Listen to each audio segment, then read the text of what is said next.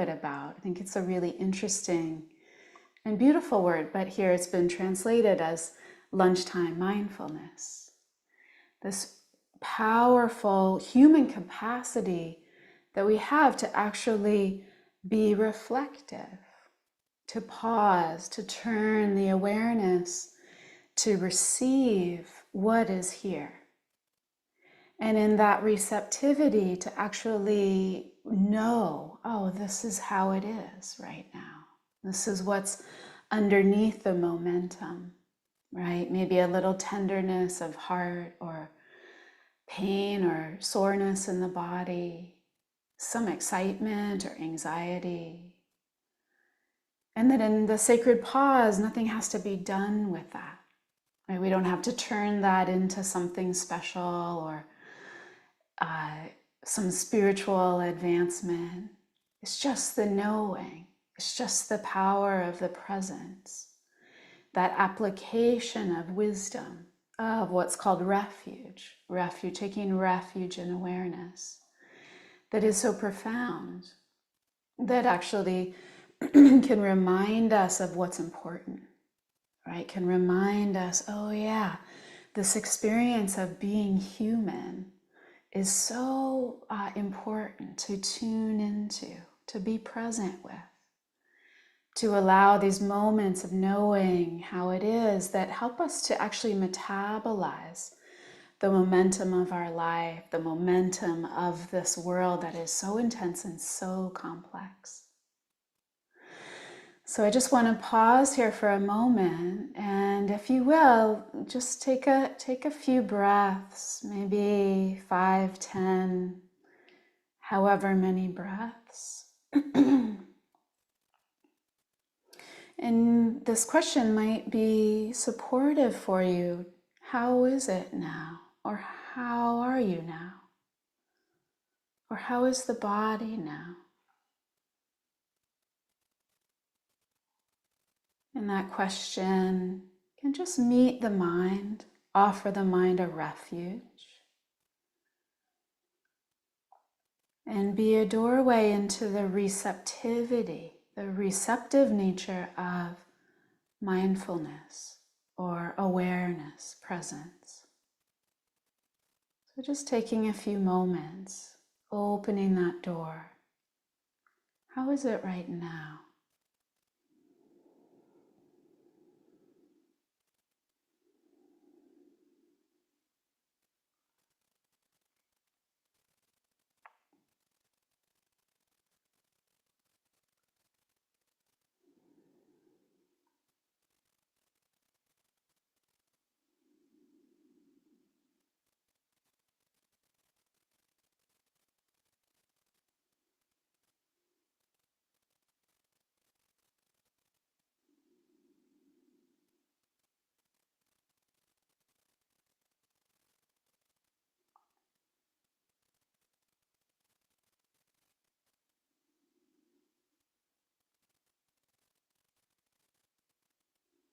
And if the mind has a lot of momentum, that's really okay.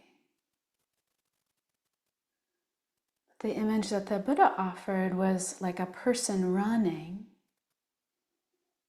As we come into meditation, maybe it's like a person running and then they realize they can walk.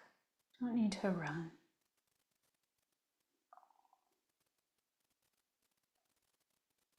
And in the slowing down, this question, how is it now, might come a little bit more alive.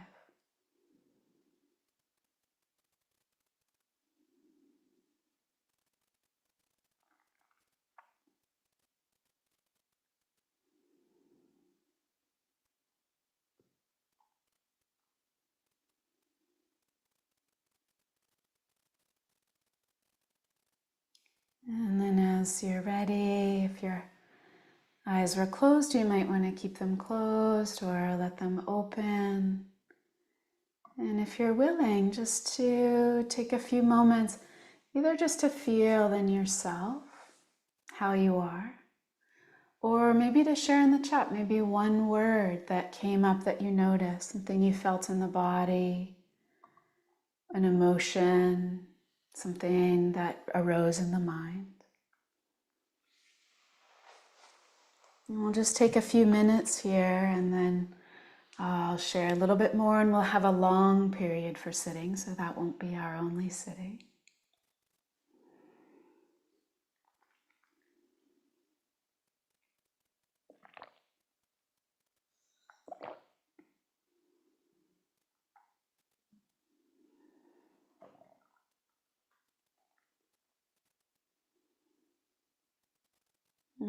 So for folks that just joined, we've just took a few minutes for sitting and possibly sharing just this noticing how the body is, noticing how the mind is, this receptivity of embodied awareness. Jennifer, yeah, feeling relatively calm, yeah. I'll just give another few moments if folks are open to sharing. And again, this might be just an internal noticing. Yeah, thank you, Allison, distracted mind. Yeah, sense of flow. Okay, great. I'm just going to keep letting people into the Zoom space as well as folks are coming into the waiting room. And a feeling of calm, being calm. Okay. Anything else that you notice? Maybe someone didn't really feel their body. It's like, not really feeling.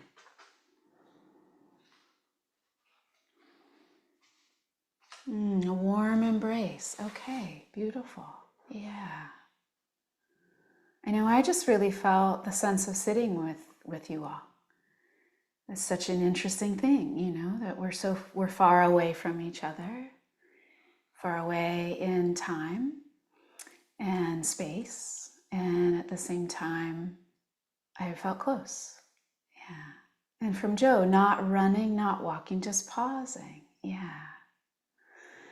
So the rest of that sutta, it's called the Vitakasantana Sutta. The Buddha said, yeah, what if you were walking and you realized you could stand? And what if you were standing and you realized you could sit down? So there's this sense of sometimes when we come into sitting or when we come into relationship with the body, there might be this momentum, right? I can feel this in my own body, a momentum of my day, a momentum of the news and the media. And then, in the sitting, in the breathing, in the awareness, little by little, there's a walking, there's a standing, there's a sitting, there's this coming to rest. So I wanted to bring in just a little bit more to open up this theme of sati or mindfulness, sometimes translated as mindfulness, which isn't my favorite translation. I love the meaning of sati as an embodied presence, but also this connotation of a remembering or a recollection, a sense of something that has been distracted or kind of scattered. Often the mind is scattered, or there's been a exiting from the body because of overwhelm or because of just needing to pay attention to a lot of different things. And so this word sati is to gather, to reconnect, to remember. And it doesn't matter for me how many times I've heard that. Each time I hear it, it's that, oh yeah, it's like a homecoming, a return, a remembering of something that is so easily lost, is so easily kind of pulled away. And so from the primary sutta, Buddha's teaching on mindfulness or on embodied awareness, Satipatthana Sutta, the Buddha says there is this path to a sense of wholeness. And so in the translation of the Satipatthana Sutta, the Buddha says practitioners, There is a one-way path, ekayana, one-way path, for the purification of beings, for the surmounting of sorrow and lamentation, for the passing away of pain and dejection, for the attainment of the true way, for the realization of nibbana, namely the 4 establishments of mindfulness. So this is the ekayana, sometimes described as the one-way path, but I like the translation of the path to wholeness, a recollected path, a remembered path, right? The sense of bringing awareness into the body, being here and now, letting the mind be actually in the present moment. Yeah. And I just saw someone noted in the chat feeling a little anxiety in the background. Yeah. And so there are these 4 arenas in which we can learn wholeness. We can reestablish wholeness. We can remember ekayana. What are the 4? These again are the words of the Buddha from the Satipatthana. What are the 4?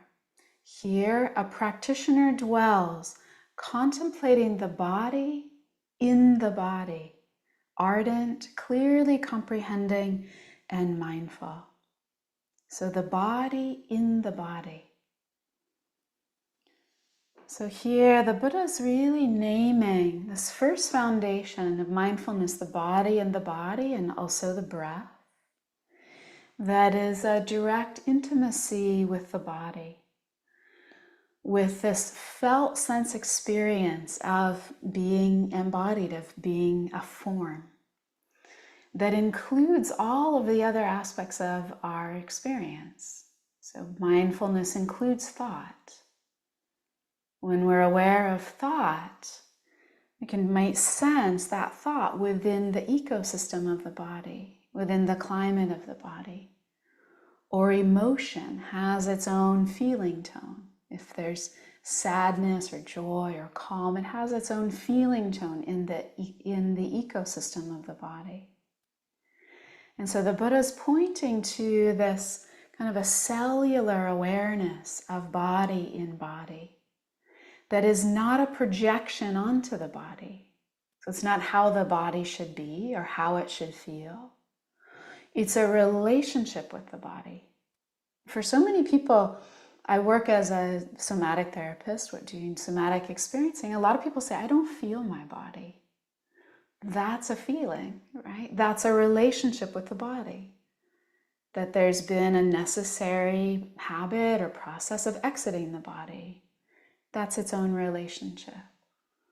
And so what we're learning, what we're starting to establish is not needing to have a particular feeling, a particular sense of embodiment or fullness or bliss in the body or anything idealized.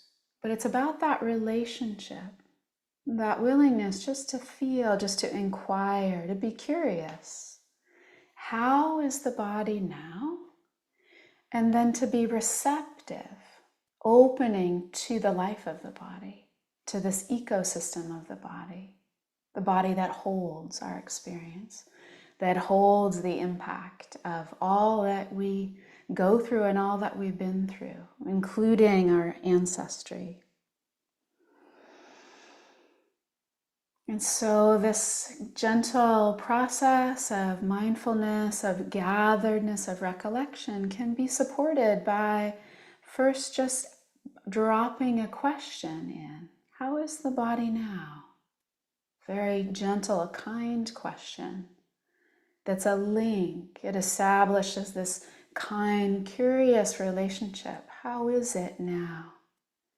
This dear form that may not be how we want it to be, right? There may be pain or illness or some trauma that's arising.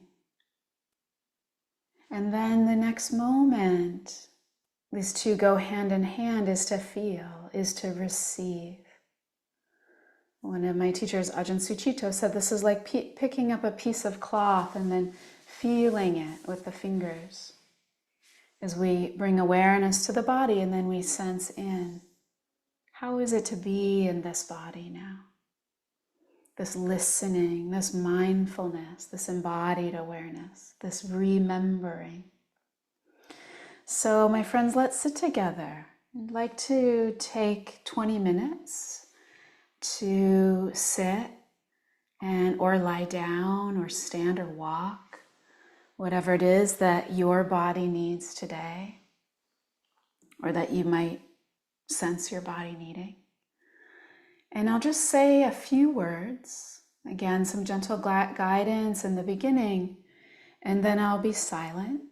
I might just give a few words in the middle of the meditation, so there's a reminder, gentle return, and then a few words at the end. But just so that your nervous system knows there will be a lot of silence in this meditation. So finding a posture. A posture that is kind to your body, that honors the needs of the body.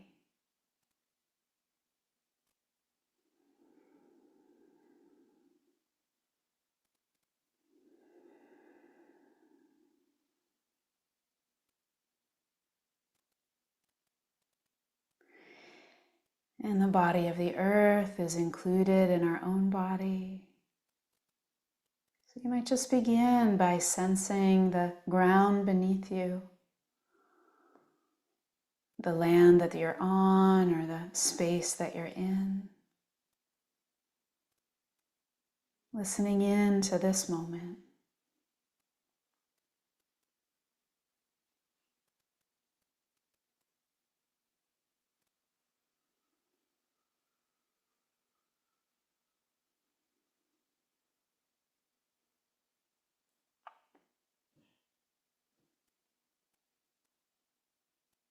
And then if it's okay for you, including your body in that listening.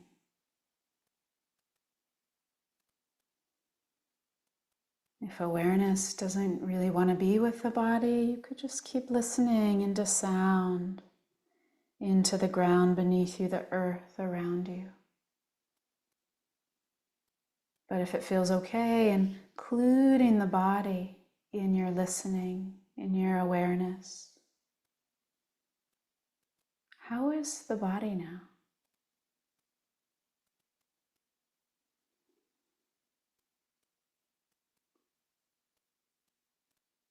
And the breath can also be included, may also be included. It might soothe the body to take some longer, deeper breaths.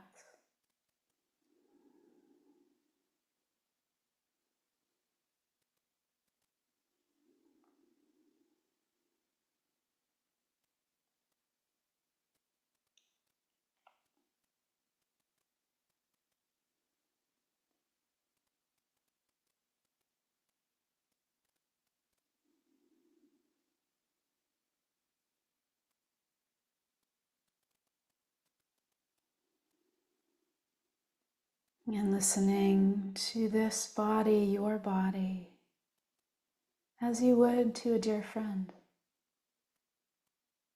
Attentive and gentle, kind. Or to a beloved pet or animal in the wild.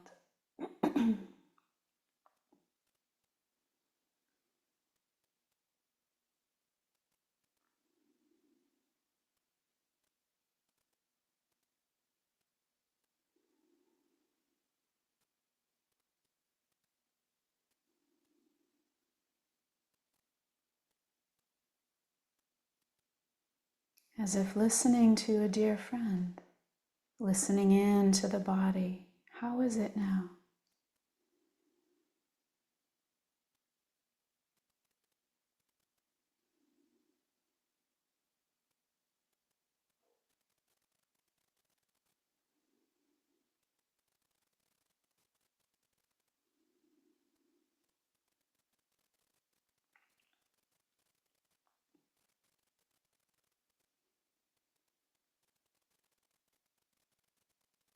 And if the body feels overwhelm or a lot of anxiety or intensity, you might just cross arms over chest. You could hold one shoulder in each opposite hand, holding the shoulders in the hands like a hug. There might be a gentle rocking of the body that soothes. And you might want to sit with your eyes open.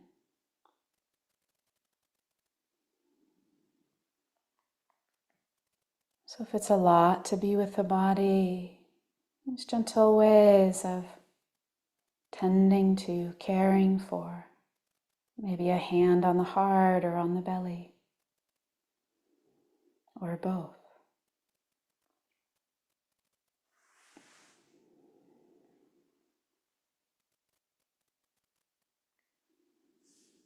Listening into the body as you would a dear friend. And what is that dear friend telling you? Sensations and feeling tones, breath. Maybe the ways that thought and emotion are manifesting, showing up in the ecosystem of the body.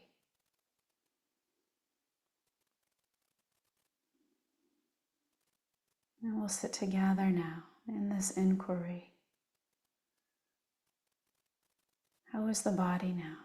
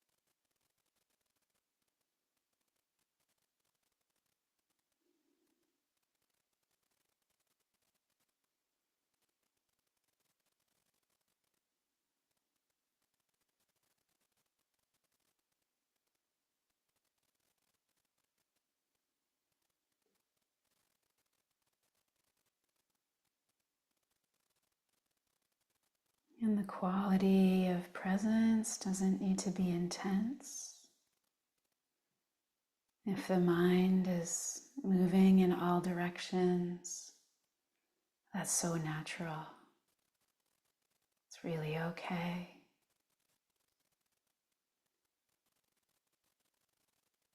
And so the practice can be an invitation. How is it now? An invitation for the mind to return, the attention to return, the awareness to receive, listening into the space you're in,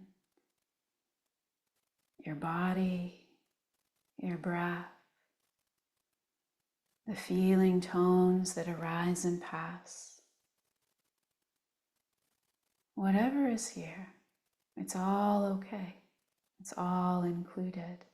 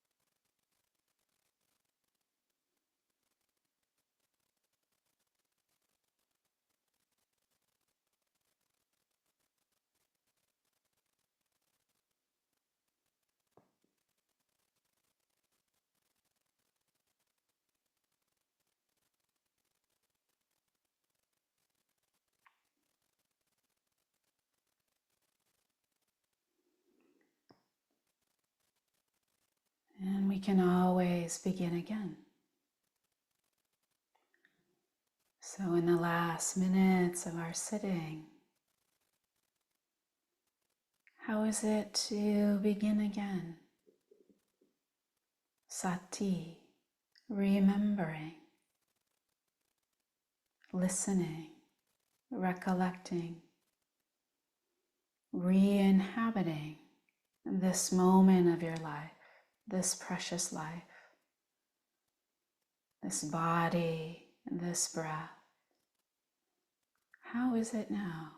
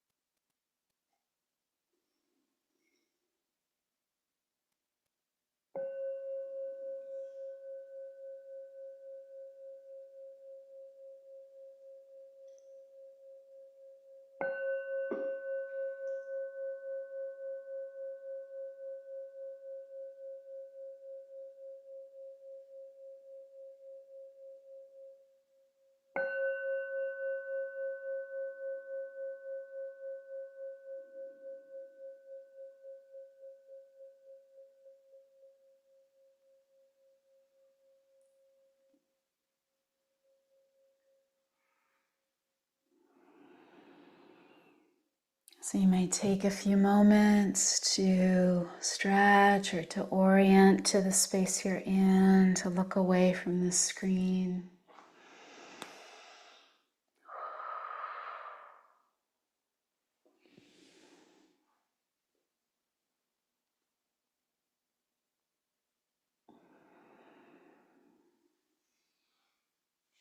And I want to say welcome to those who joined during the sit. I'm really glad you're here. Glad all of us are here. And one of the intentions of this space of lunchtime mindfulness with the Big Bear Retreat Center is to foster community, Sangha.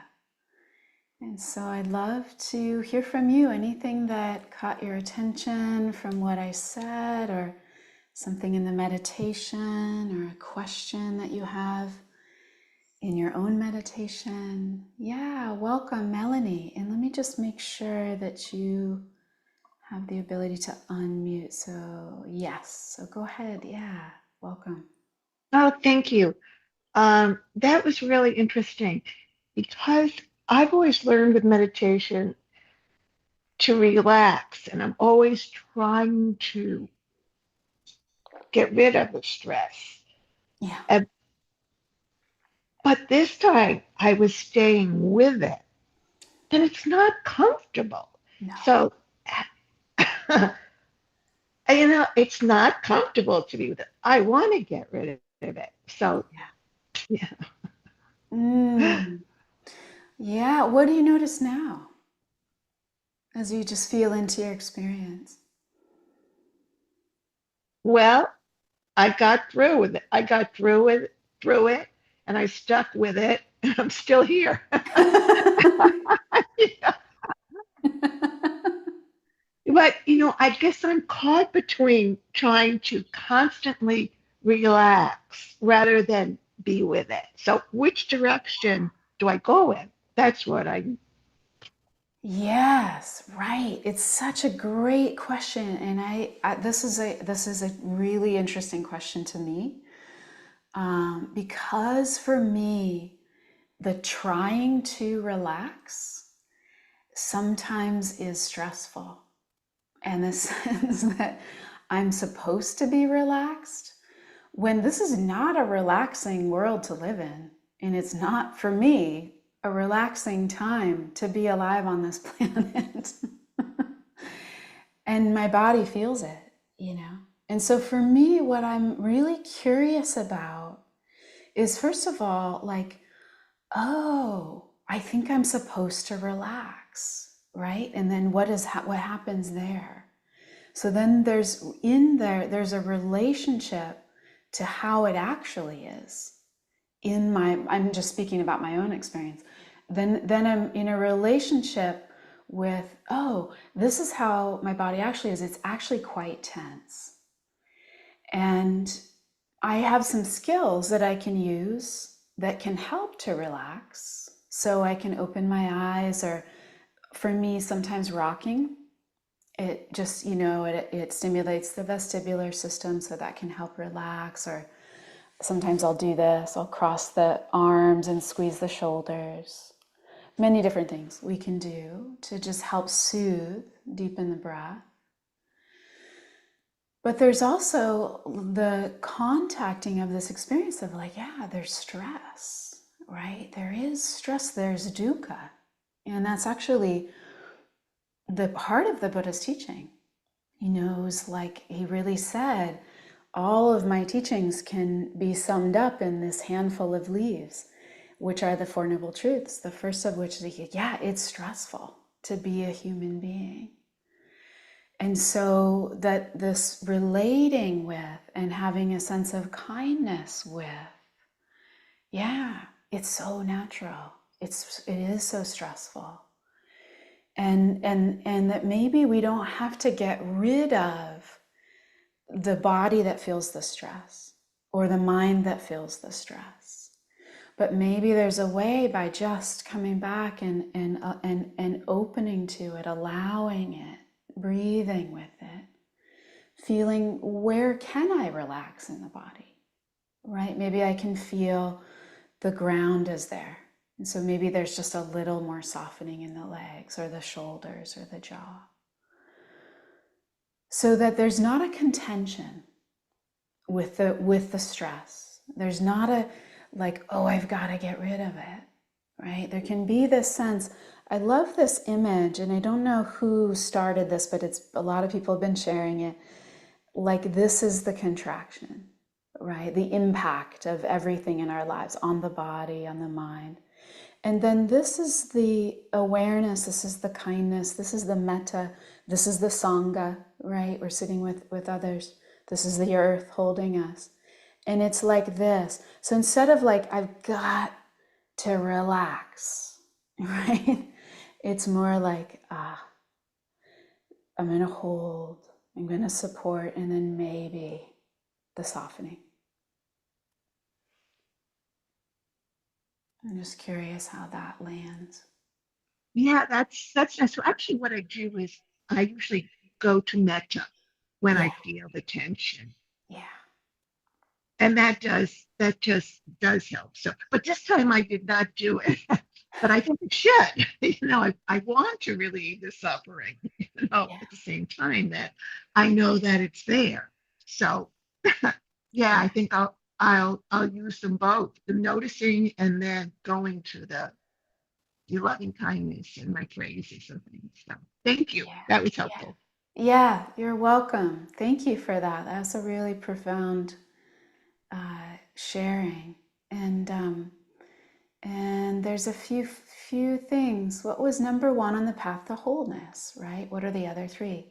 So the first foundation and this path, the Ekayana Magga, is the body, right? Contemplating the body and the breathe. It was sometimes called the breathing body. So the breath is this way of experiencing mindfulness. There's many dimensions to that. The second is feeling tone, Vedana. So this kind of valence of our experience that is very skillfully in the Buddhist teaching defined or sort of refined into, is this moment of our embodied experience pleasant, unpleasant, or neither? Is it kind of neutral? And neutral is a tricky word, so is it neither, right? And that's a whole beautiful teaching, but really just to say that the pleasant can sometimes be really healing, and sometimes it can condition grasping. It's like, oh, I'd like more pleasantness.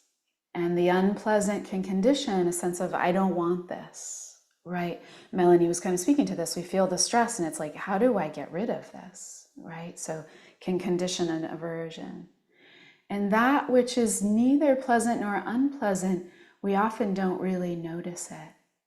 So something like the breath, or something like, feeling the feet, something like that. And so the more that we practice, the more we might start to actually attune to these territories, including that more subtle neutral.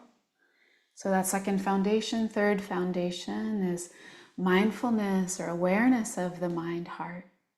And again, this is complex, but this is like what's moving through the mind and the heart, and what is kind of affecting the mind and the heart. So is the mind really pulled by anxiety or aversion or something like that, right? And again, I always come back to so natural, so normal and natural to have aversion, to be anxious. So there's nothing wrong. It's not like we're trying to get rid, but there's an awareness, right? And then fourth foundation is Dhamma. So what is nature? And this has many dimensions, these different areas of our human experience that were named by the Buddha. And I feel like all of these four foundations, they show up in the body, right? They're all there. Yeah, so just a few more comments and sharings. Found that I could relax doing visualization. Beautiful. Touch helped me ground, soothe, slow down the noise. Yeah, so I love this. Or hand on the heart, hand on belly. having a soft pillow over the belly, that helps a lot for me. Yeah. And thank you, Liz. And maybe just one more sharing. Welcome. Is it Raphael? That's correct. Your voice is very soothing. Thank you. So that definitely smoothened the ride. And one thing that came up for me is there anything I can do right now for this? And the answer is no. So that would bring me to a place of very uh, surrendering to this moment.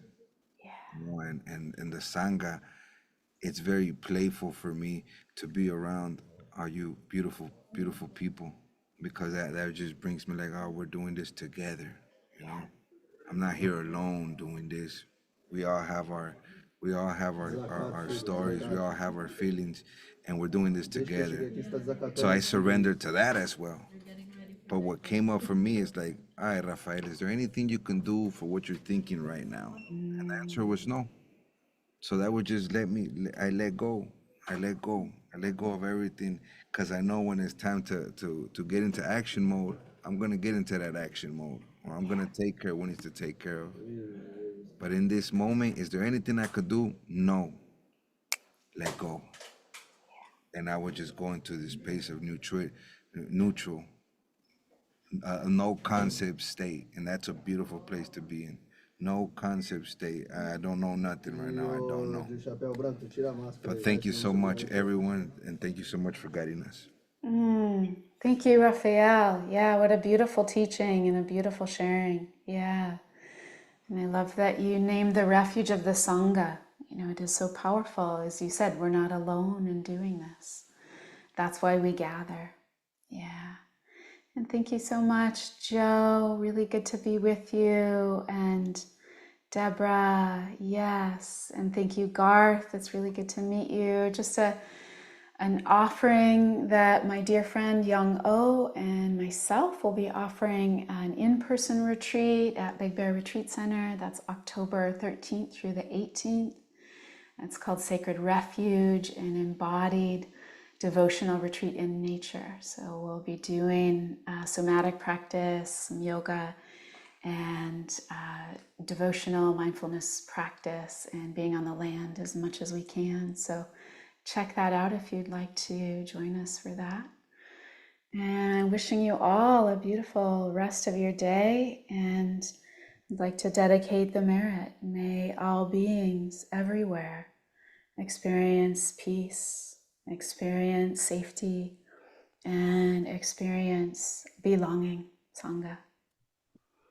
Thank you, everyone.